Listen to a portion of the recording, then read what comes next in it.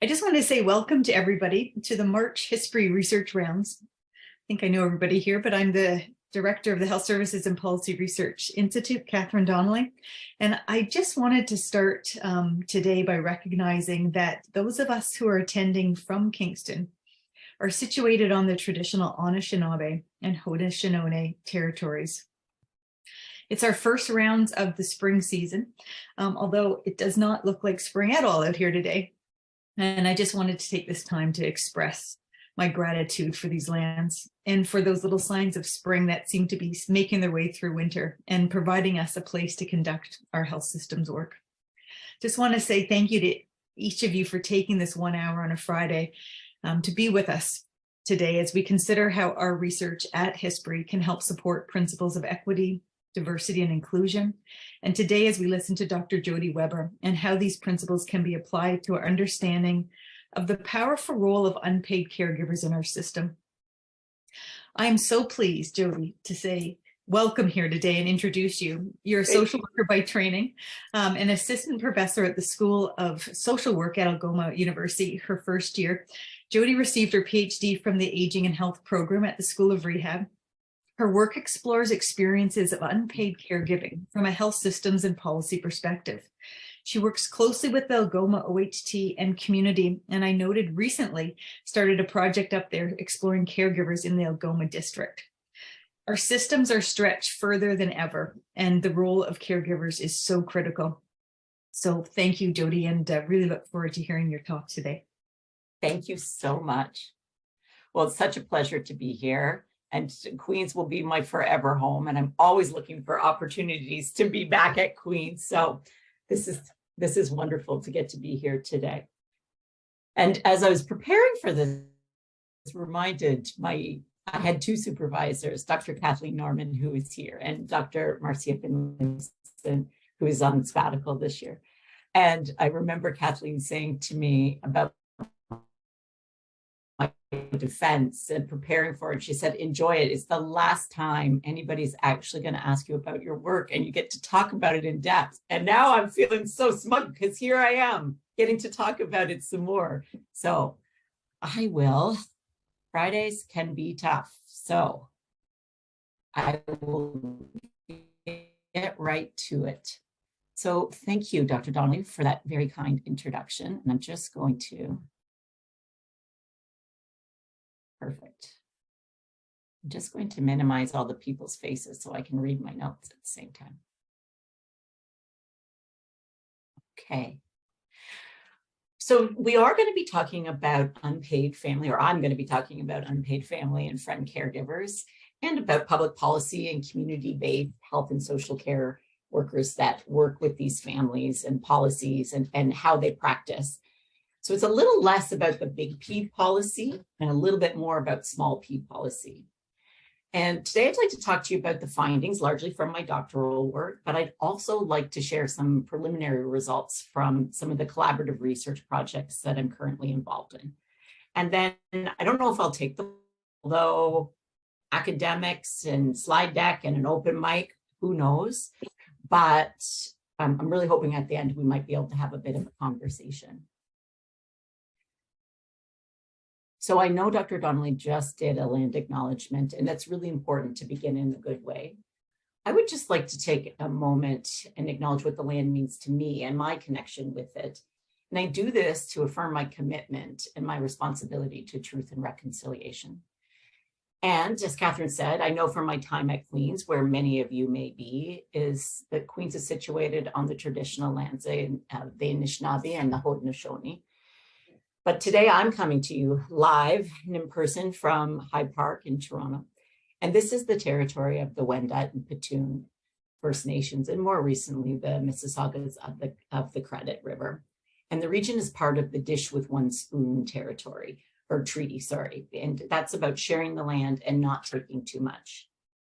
But as I am also an assistant professor at Algoma University in Sault Ste. Marie, I spend a great deal of time in Robinson Huron Treaty Territory, the traditional home of Garden River and Batchewana First Nations, as well as Métis and Cree people. And so this year, really, place has become an incredibly fluid concept to me. And as a colonial settler, I'm grateful to be able to move across lands and people and to be able to join you in this virtual space today.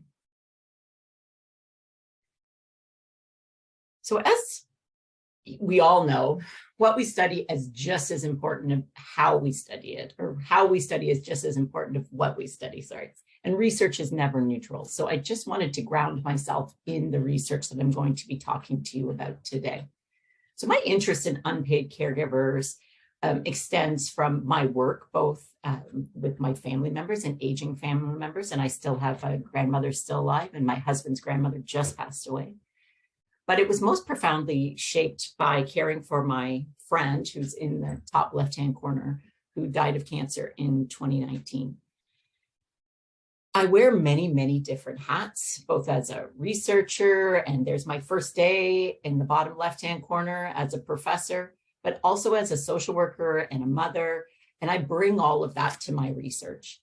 And it's really important to know that where my research was conducted, which is in the Southwest, which was the Southwest Lynn of Ontario, now Grey Bruce and different small health authority or OHTs. I'm from that region. That's where I grew up. And so even though I now have homes in Toronto and Sault Ste. Marie, that's really where my heart is. And I'm always wearing a bunch of different hats. So caregivers, what we mean by caregivers, these are the unpaid family and friend caregivers that provide care to older adults. That's when I say caregivers, who I mean. Caregivers make an essential socioeconomic contribution to the Canadian economy, with almost 1/3 of Canadians reporting having provided care to a family member in the last year. It's now estimated that $66 billion of unpaid labor is provided by caregivers. Increased longevity and the prevalence of chronic and complex conditions for older adults has meant that more and more people are required to care for people and are requiring care. And we're expecting to see the demands on caregivers increase as the numbers increase of older adults.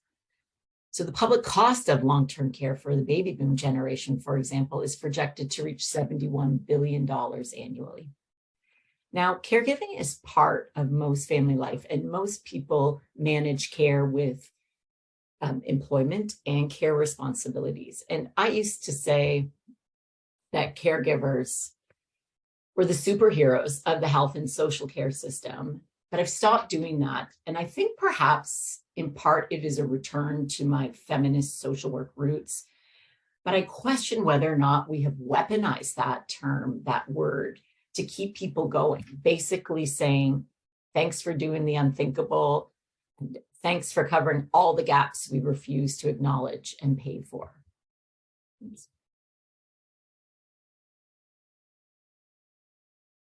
Oops, I'm going too fast.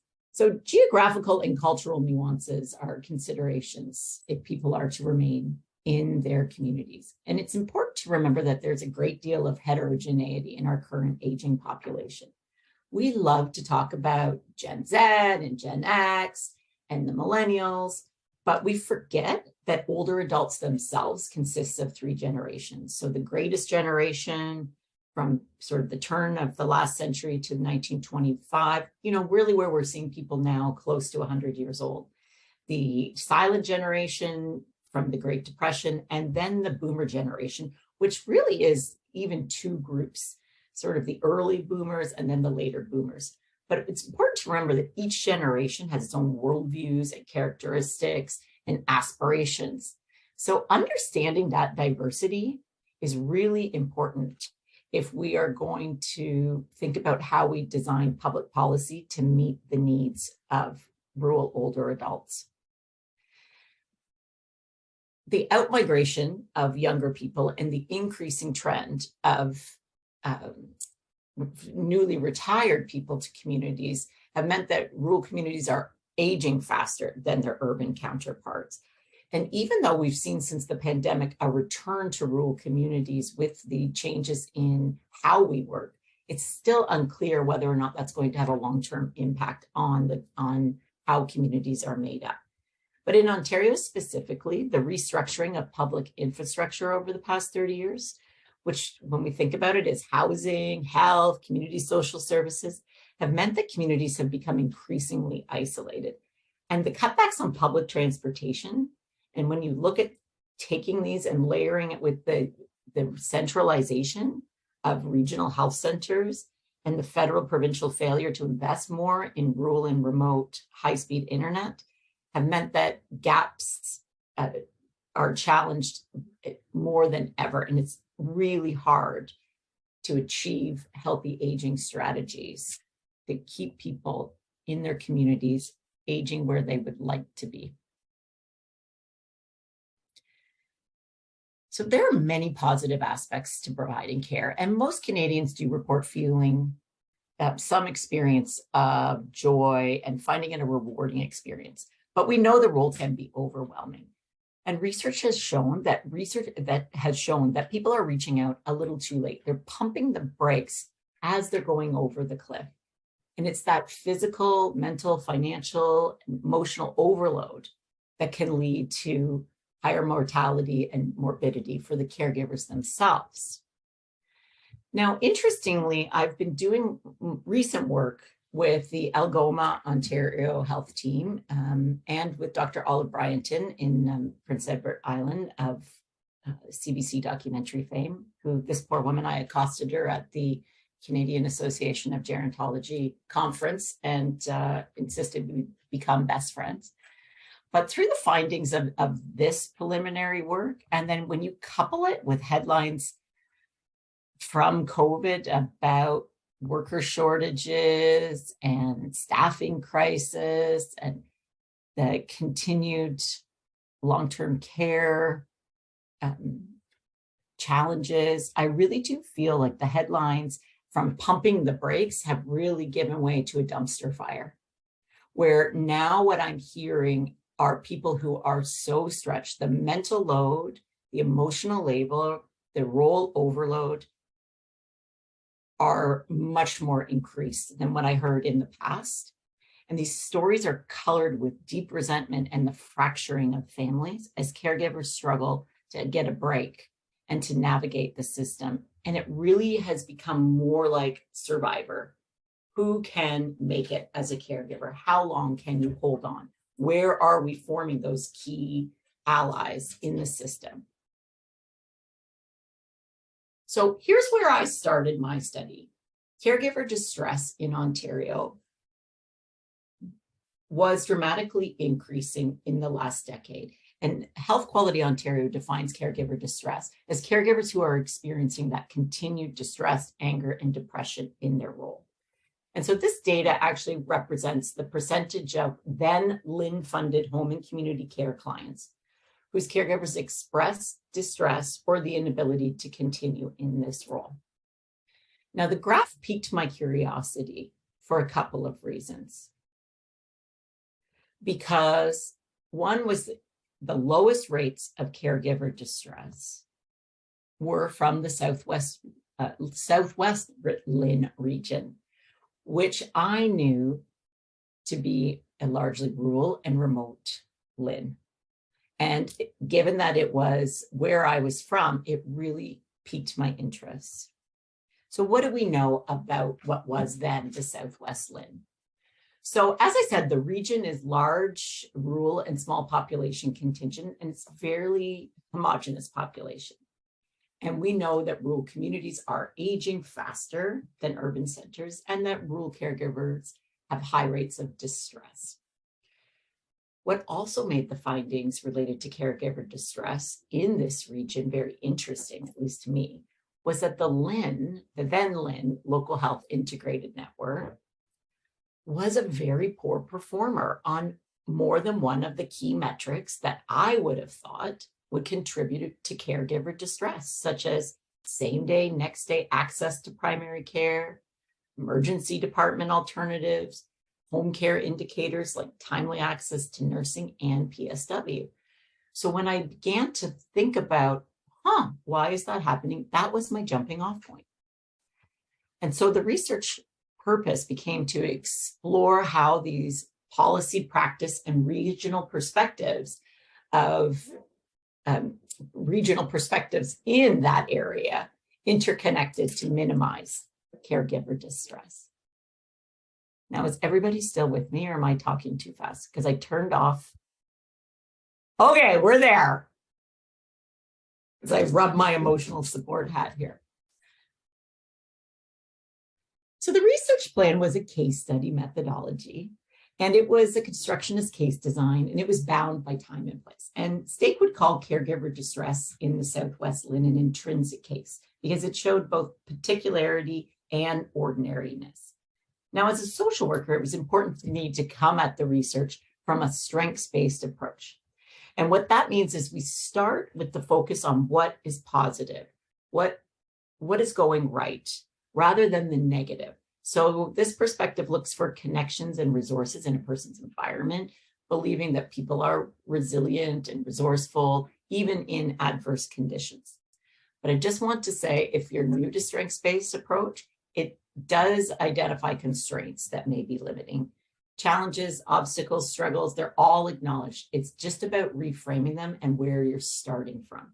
Because too often, research, particularly with family and friend caregivers, has sought to document and measure the experience as a negative, often ignoring that most families are flexible and adaptable and are able to put together very creative supportive plans.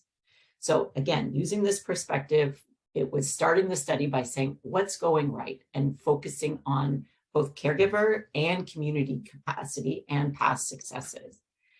So there were 3 units of analysis. There were interviews with caregivers, there was focus group and interviews with community service providers, and document analysis.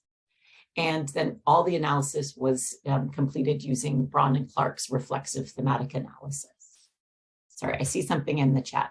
Oh, okay, perfect. Thank you, Catherine. So really, for today, we're just going to focus on aims 2 and 3, which were around describing key policy and practice elements that enable community service providers in the former Southwest LHIN to support caregivers. So I use the term community service providers to account for community-based health and social care workers, and to explore how Ontario Ministry of Health, then Ontario has Ministry of Health and Long-Term Care Policy, was enacted related to older adults and caregivers. And so those were addressed in one chapter, in one paper, so to speak. So for the document analysis, document analysis is a widely used method in case study research, but it does remain poorly described. And if you are thinking about using document analysis for your study, I feel like saying, call me. It's really interesting, it's very flexible, but it can be a bit of a beast. And there aren't many articles out there to give you the actual practical how-to. It's very convenient and affordable, as documents can be a very tangible proxy for society's meaning, right? And that helps us as researchers to uncover meaning. So for our study, we used a systematic approach, and the contents of the Southwest LHIN were reviewed. And it started with vision, mission, value statements, and then moved through the priority web pages and named partners. We concluded with looking at the governance and accountability papers, and that included samples of annual reports, strategic and quality improvement plans, board minute meetings, any documents that made mention of older adults, caregivers, care partners, and community care delivery were deemed in scope. These were relevant.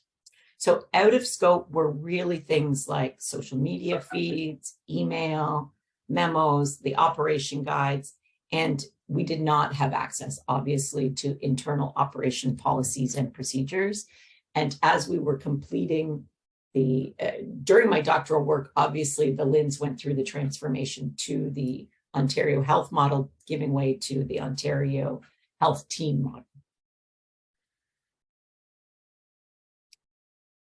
So the findings. So community health and social care, social professionals are well placed to play an important role in the community or in caregiver support process. So again, this included, we were looking to recruit people who had not necessarily, they were not the frontline workers. This was not PSWs. This was not frontline nurses. These were people who were coordinating care at some level.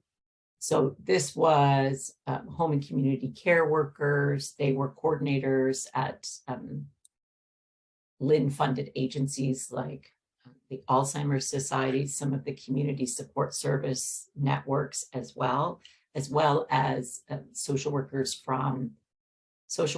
or nurses who were working to provide coordination of care in some of the community health centers and family health teams. So policy tools and incentives have been shown to be part of an effective strategy. We had one focus group, and then bang, COVID hit, which meant, a lot of crying on my part as the Queens put the brakes on all studies. Everybody had to stop. All the momentum was lost. All the focus groups got canceled. And then we sat for months while we waited and waited for the world to open up a little bit again. And then we shifted, we amended the study, and then we're able to move a lot of our recruits online and conduct, instead of doing focus groups, because those were getting very difficult to coordinate at that time, and bandwidth was quite difficult in that area in the subregions. So we decided to go with individual interviews. So we completed the rest as online interviews using the Zoom tech, which was then the new Zoom technology.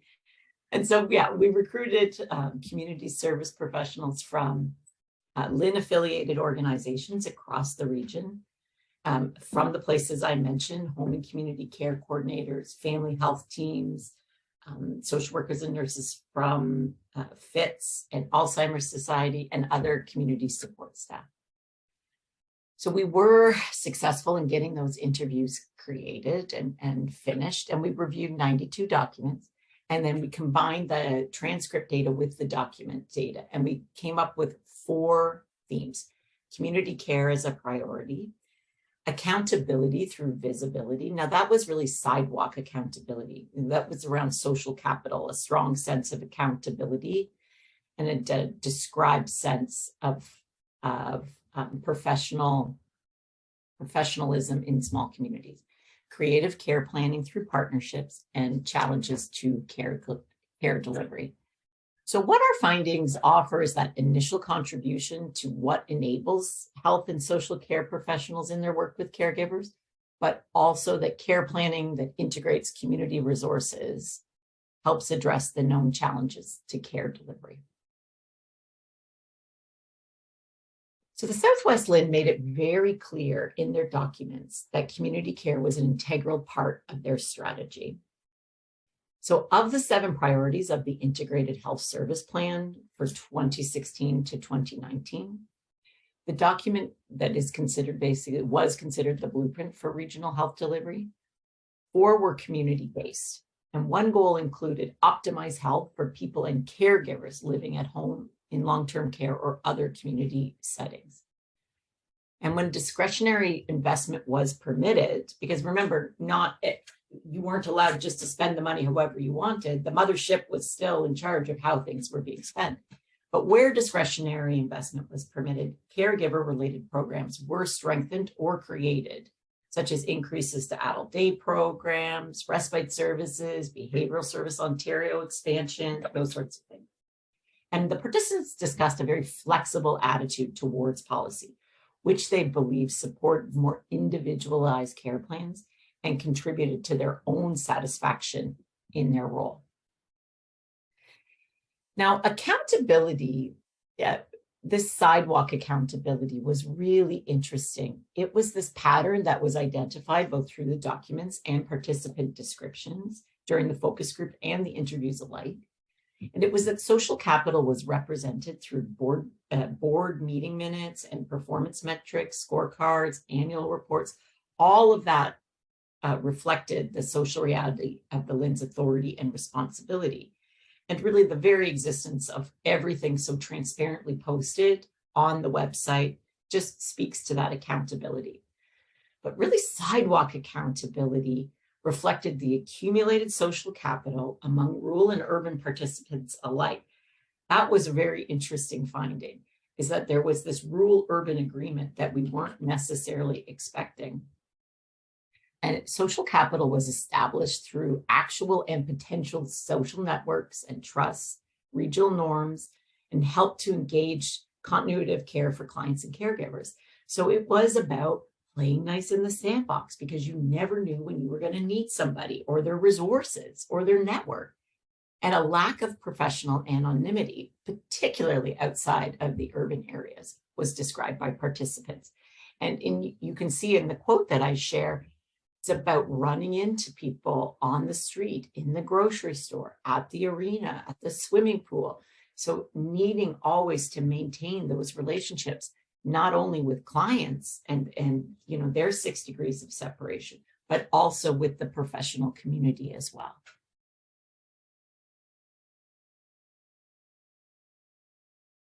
Creativity was also central to the vision of the Southwest LHIN and was stated in their value of innovation. We will be creative and embrace new ideas to respond to changing needs of our community. And patient stories presented to the board of directors often had a story of organizational collaboration, working together differently at the heart. And for participants, supporting clients and caregivers meant drawing on a wide array of community services, leveraging knowledge and relationships far beyond agency scope to include local knowledge. The most effective care plans required community service providers to think outside the box and broaden the membership of the care team to include non-traditional resources from community groups, from the library, from the region. And religious organizations were also frequently acknowledged for their contribution in care plans in providing instrumental support such as meals and transportation, yard work, emotional and spiritual support. And we're also seeing that they are providing some of that friendly visiting and respite care for families as well. And this was one of my favorite quotes from the entire doctoral work. It was about MacGyvering a care plan. Just that idea, which creates such a visual of having to stitch together something from nothing. Now, the challenges to care delivery were expected in many. They were consistent with the literature. Participants described challenges that limited their ability to create fully integrated teams. And I mean, now I would even question, are there enough people left outside of the urban centers to even field a team in some communities? But they were challenged to be able to develop meaningful care plans and ultimately meet client and caregiver needs. Now, this study was carried out right as the pandemic was declared, and the data collection was done in the first few months. So the data collection was finished by the summer of 2020. So it'd be very interesting now knowing what we know, but health human resource availability even then was the most frequently cited challenge for rural and urban participants alike, with personal support workers and long-term care beds in very short supply, regardless of the sub-LHIN region or regardless of urban or rural. People discussed the lack of shared client records, and that impacted the effective communication barrier to care. And we've heard that before if you've been around the block. And geography and lack of transportation also impacted the ability to deliver services. Some more remote communities could not find PSWs willing to do the driving, especially in the winter. And a final challenge discussed was specific to rural communities, which was again that inconsistent, inconstant access to high-speed internet, which was really, we're only beginning to now realize the impact of high-speed internet since the pandemic. And the quote there, again, about the dead spots and being able to reach clients in dead spots and be able to deliver services which were moved online, people talked a lot about. So those were the findings. So thinking about what are the implications for policy. So policy incentives and tools that recognize and include caregivers will be essential to the sustainability of this unpaid workforce. So thinking about that, really again, policy incentives and tools. We need a better understanding of policy related to caregivers, starting with an analysis, a deep analysis of existing policy, measures of effectiveness, and areas for improvement. Because this study was not a detailed policy analysis. A collective impact approach might serve community care well, adopting 5 tenets around common agendas, shared measurement, mutually reinforced activities, continuous communication, and that background support. One of the things that we talked about a lot in the preparation for the defense was around, and really when we were looking at the data, is that policymakers must be mindful not to weaponize the resilience of largely rural communities. And actually, we've been talking about this in terms of the research that Dr. Bryanton has been doing in Prince Edward Island, that it's so, when you have communities that have a rich history and tradition of volunteerism and taking care of one's own, you have to be careful that we don't write public policy that depends on that and that ignores that rural communities have long been underserved and underfunded. And we tend to adapt public policy that are really developed for urban environments. So in terms of practice, we need to be thinking about circumventing barriers by leveraging community knowledge and relationships. That was key to community service providers' success. And their community knowledge and connections can be vital to success. So policy planners need to understand how to harness informal networks, because particularly when you move outside of larger urban centers, even if I look at a community like Sault Ste. Marie, even though, that is a city of 75,000 people, there are only so many places to work. The moves tend to be lateral. So when people are moving, they are taking all their knowledge and resources and network with them. They aren't necessarily leaving the community, and they're not necessarily moving up ladders. They're moving laterally, as I said. And so when we understand that and understand how those networks work, we understand how to communicate and share knowledge. Workforce retention has never been more important, particularly now I see in my more recent work in the North, understanding what we need in Northern Ontario to both retain, but to attract, retain, train staff that will stay across all the health and social care fields. It's never been more important. And thinking about workplace health workforce planning as well. And really what I would like to see is that we're working towards best practice guidelines for caregivers, very much the way that we have best practice guidelines for not only for disease specific trajectories, but we also have, we have best practice guidelines for, why am I drawing a blank on this? ALC, for alternative level of care, for example, and how we need to be working together and what we need to be working towards. And Carrie Kaluski often talks about this, Dr. Carrie Kaluski in her work, really needing to understand how better to support caregivers with a more standardized approach. So hope is not a strategy. If we're going to sustain caregivers and help them not only be sustained, but be able to, I think thrive is a bit of a cliched word, but have people better prepared, more knowledgeable, and feel that they can balance their care responsibilities with the rest of their life, we really need to plan. And, this is a quote from my Weight Watcher days. Hope is not a strategy. Failing to plan is planning to fail. And, I think it works very well in this context as well.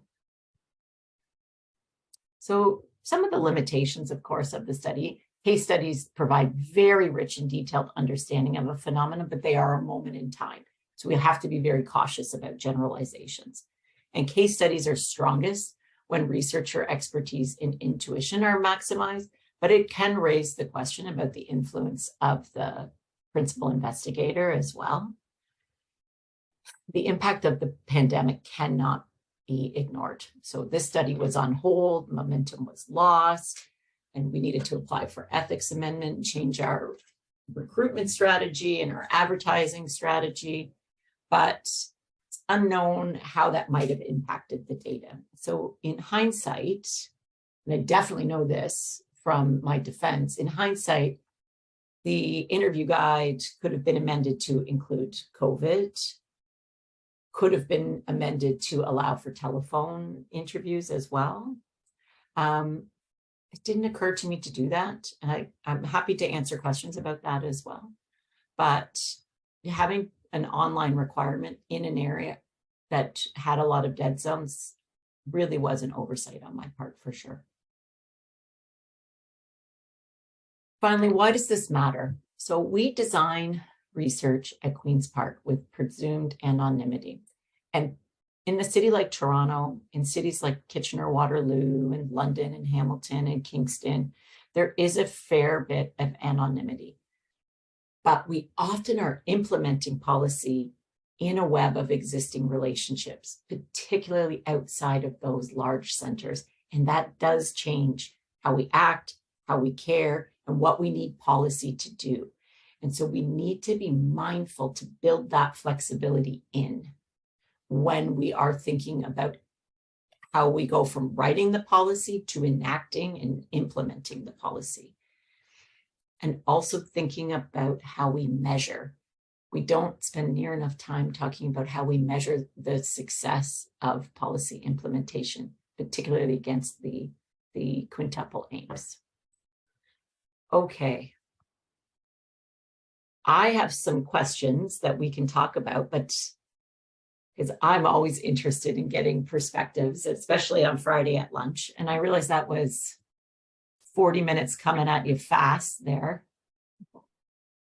Thank you, Jodi. That was wonderful. You're very welcome. And I'm sorry, I think some of you have heard this before, so apologies for the repeat, but happy to answer any questions or take any comments. I can watch the chat too. And I'm just wondering if we want to stop sharing the screen just so we can see everyone a little bit more. I was taking notes the whole time you were talking. I maybe will kick off with one question because it's just so interesting. I'm just trying to decide which one to start with. Maybe I'll start with the OHT Lynn question, just because you were doing it at the time of the Lynn and now things are transitioning to the OHT. And you've been working with your own OHT. Do you think the OHT's structure is better set up for rural regions than, like, if you had to do this again, it would look a bit different because the way things are drawn and the way we're talking about things are. Do you think it's making any difference? Well, are we recording? Yes, but we won't say anything. Should I shut my camera off? I think it's been very interesting. Now, again, I preface by saying I'm not employed by the AOHT, and I enjoy that working relationship very much. So I'm just speaking as myself here, first and foremost. And they've been a wonderful partner with the real vision about trying to do research for their community. I think when we moved from the LINS to the AOHT, we were into a bit of the Wild West, where I'm not sure we're there yet. The more regional approach is wonderful. It really is. You really can have a look. The research we're doing in the North is very specific to that community. And we will be able to roll things out specifically in that community. The one issue is whether or not the funds follow. And some of the findings you can use, but the dollars haven't come necessarily to be able to implement. And again, it's when you have dollars flowing in, you need to have accountability metrics. And so some of those high level metrics aren't suitable for smaller communities. I want to say yes, in theory, that communities smaller communities will benefit from this approach. My problem is, I don't think we're there yet. We're just into the growing pains right now.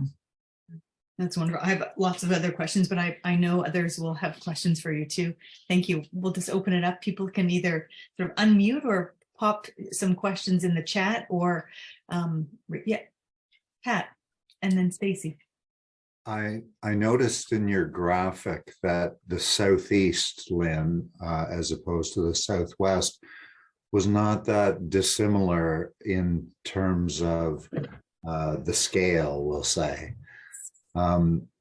Did you, but all of your research was on the southwest, or did you didn't? Yes, there was no comparison to the southeast. It's interesting. I mean, we're probably, anybody who's on this call, I would say it's fair to say we're naturally curious people who go down rabbit holes. I feel like that's probably a universal thing for everybody who's here on a Friday afternoon.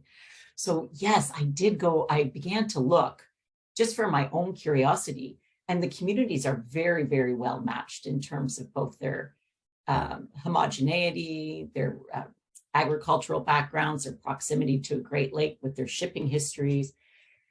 It's surprising that the numbers weren't weren't more exact.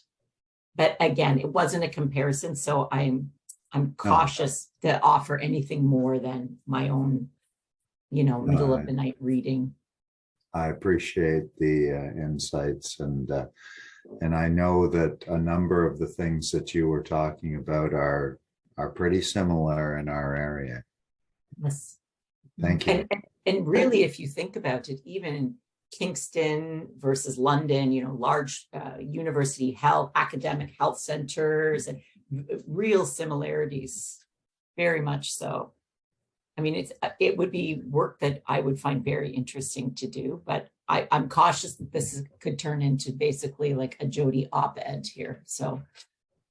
Well, Jodi, honestly, we would be keen to collaborate if you wanted to think about what it would look like in our region. I know, Stacy, you had your hand up.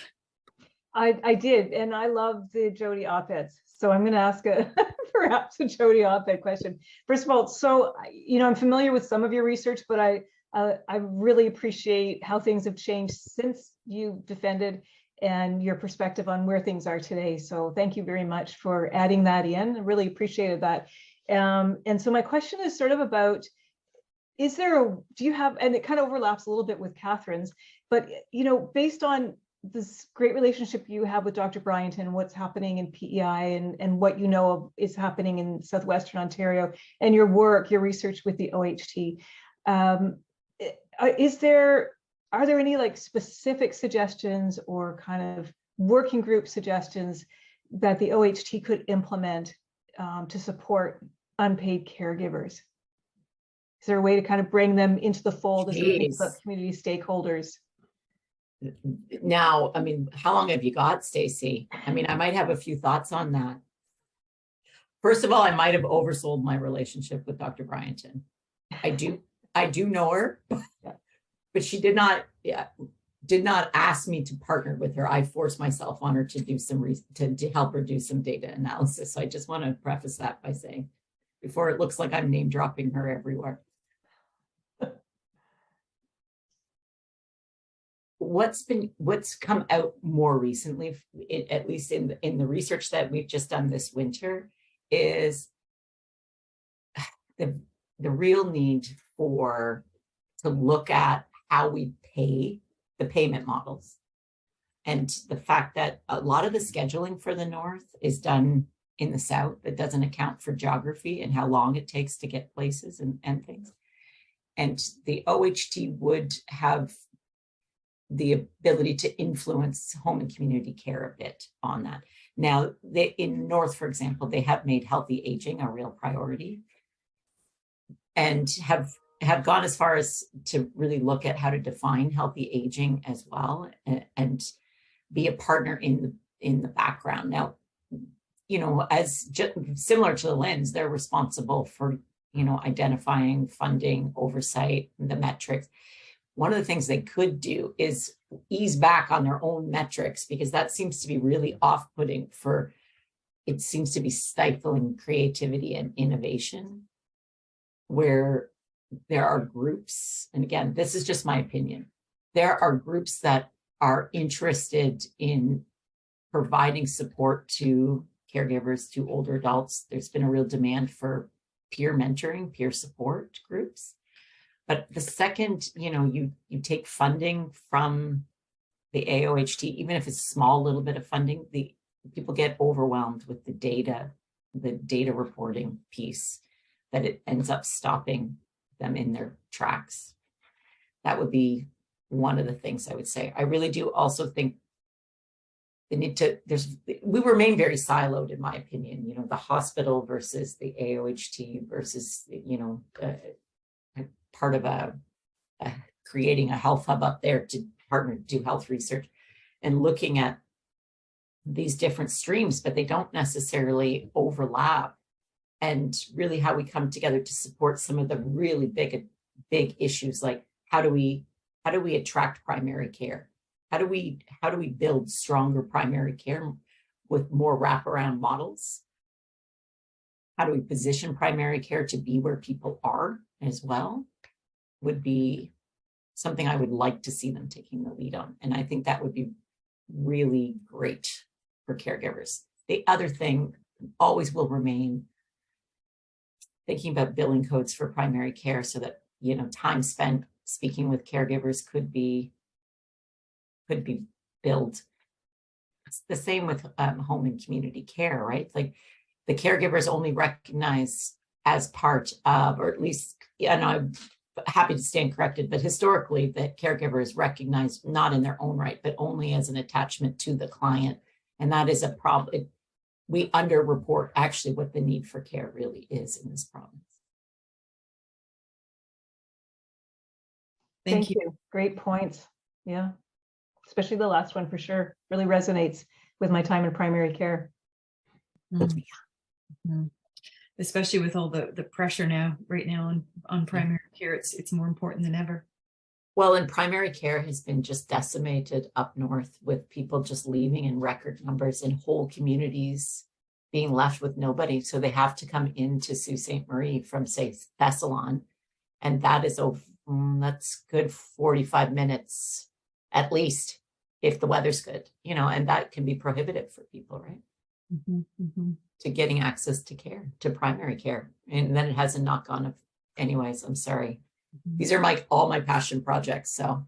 No, but I think as they relate to, for so many things, the caregivers too, it's so crucial. I think there's a number of phrases that really struck residents, but just as you're mentioning, that we see caregivers as appendages, not as the people in their own right. And that does change so much just in terms of communication too, and how we support people. I could ask a few more questions, but I'm looking at who's on the screen, and I have a feeling there might be others from afar here. Okay, I have another question then. I will just keep asking questions unless other people, by all means, raise your hand. I don't know why this is making me so nervous. Okay. Oh no, I'm not. I'm just here to discuss. Yeah, this is not a firing squad. I was really intrigued by the graph that you put up at the very beginning about caregiver stress and burnout, and how the Southwest was some of the lowest. Yes, and I mean, of course, that's what kicked off. It's funny how these things happen in our life, because when I had applied to come to Queen's, I had really thought about wanting to use big data and how can we use big data to inform more health planning. And then I realized that really my heart and soul, and part of it was because of my personal life, like with grandparents and parents, with caregiving, and especially very low income caregivers in my own personal life. And so how do we support people? And then when I saw that graph, and I'd been familiar with it, but it was like I was seeing it with fresh eyes for the first time. You have these aha moments, right? Where it's like, no, this shall be my life's work. And then you anecdotally think you have the answer to something, because I began just, having fireside chats with friends, because I still have so many friends from the region. Like, why do you think caregivers from here are so well, we might have had a few drinks sitting around the campfire. So it was like, so not distressed, as opposed to more eloquent language. And we began just to like sort of throw around ideas, and then going down rabbit holes, like actual academic rabbit holes, where you're like, well, what does the literature say? And what do we know? And wouldn't it be interesting to ask people? And then, of course, the social worker in me just loves going and meeting people. And that was the hardest part about losing the momentum, was that I really enjoyed sitting in people's homes, talking to them and being able to pick up what they were saying. Like, you know, you're getting the semantics, but you're also getting the latent cues as well, and all the nonverbal about what's really happening, what's important to people, who they are, how they internalize the role. What I'm really hearing now too, Catherine, is around what I would call role grief, where before I thought it was around role discrepancy between the original role, but people now really grieving sort of the fact that I've lost being a daughter. It's almost grieving, a self-grieving, like I'm grieving the loss of self. And it's been very interesting. Well, because what I also noticed about that graph was that ironically, you went from the lowest amount of caregiver burnout area to the highest, the northern, and just, you know, really curious about, like, because you're conducting another study, a new study up north. And are you hearing similar sentiments? Because again, I really liked how you talked about the outcomes. You were surprised because the metrics, the health utilization metrics, didn't match what you would expect in the south. And then in the north, I don't know what those utilization metrics, I'm sure they must have some challenges in terms of access, but yet they have high stress. Were you hearing different things up north? People's expectations up north are so low of what is actually, they have accepted that there is no cavalry coming. What I'm hearing, at least this winter, is, I don't know, I don't want to go all pop culture, but there is like this idea from the pandemic that it's like you're dead inside, but you have to keep going because you have no other choice. And I'm witnessing the embodiment of that sitting across from me in these interviews where caregivers are done. And what's been also very interesting is that a lot of the caregivers, because up north, Sault Ste. Marie, it has pockets of wealth, but it's largely a blue collar town. And people are working where they can't be released from their job to go provide care. So even if either they are essential workers themselves, or they're working in a business where they're already short-staffed, there is nobody to take their shift, so they can't take their mom places, they can't take their dad to appointments. It's just a knock-on effect of what has come out of the pandemic as well. And I'm not sure why their distress rates are not absolutely much higher than they are, like compared to Southwest, even from, and I'm very interested to look at the most, and forgive me, I did not check to see what the most recent rates were either. But it's also, we seem to be in this era, and I don't know if it's because of my own personal time that I'm in this, there seems to be a lot about mental load for parents, for particularly women who are, carrying the mental load of their whole house and their family and all that sort of stuff. And I realize what's really interesting with caregivers, especially as families tend to be a bit bigger, there's always one sibling who's sort of in charge and carrying the load for everybody. And now what I heard for the first time was this deep resentment and the fracturing of families, and how even that when they take, when somebody's going to an appointment, if that sibling, the knowledge keeper, are not available and somebody else takes them, the doctor's angry because that person doesn't have that requisite knowledge. And there's all the extra weight of it. So it's been really interesting, giving me lots of ideas for future work too. Interesting. Thank you. Thank you. Kathleen has her hand up, and then I just want to put a nod in the chat. Krista has put some resources which will be great for people. Kathleen. Oh, thanks. Yeah, thanks. As one of Jodi's thesis co-supervisors, I've asked her all the questions I want to, but I'll just want to make another point just for us to think about, and Jodi, I know, has thought about it, is that it's in the nature of research ethics approval that the only people that you get to interview or have focus groups are the people who say yes. And if we think about the people who couldn't say yes, and because they were in such dire straits, they couldn't even make space to have the conversations with Jodi. And so that it's not just the tip of the iceberg, but it's like maybe people who have something to vent about, but they at least had the bandwidth and space to have that conversation, and that there are some of the most distressed people couldn't possibly say yes to participating in a study like Jodi's. So. Well, and we had people withdraw. Do you remember, Kathleen? Because Yeah. they couldn't, whatever window they had with the, I always like to say, one foot on a banana peel and the other on a skateboard. And then it was all over, right? The day centers shut down, Yeah. everything gone. And you're at home with somebody 24/7 with no outlet, no freedom to speak. Yeah. Yeah, exactly. And we lost some people who would have been incredibly valuable resources to the study, and maybe would have really changed our thinking. Yeah, and we call it a limitation to the study. It's not really a limitation to the study. It's just a limit to the knowledge, The reality, that we yeah. ethically seek in a study like this. Yeah. Yeah, those are good points. I mean, if you heard it was this bad, imagine hearing from people who couldn't, be able to. Yeah. Just looking at the time, it's 2 minutes to, if you can believe it. And I honestly feel like we could be here for the rest of the afternoon talking about this on so many levels. Like the next steps, just the enormity of the burden that's on a whole swath of people. And we didn't even get into the equity issues of people who often take this on are the least able to as well. So that is like, well, it's so gendered. It would too.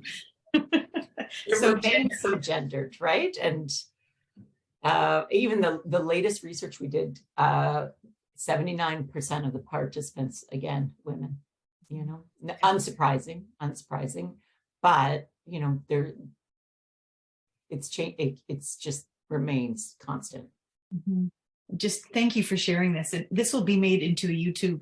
It'll be posted on our website and we'll share the link with you to share with others as well.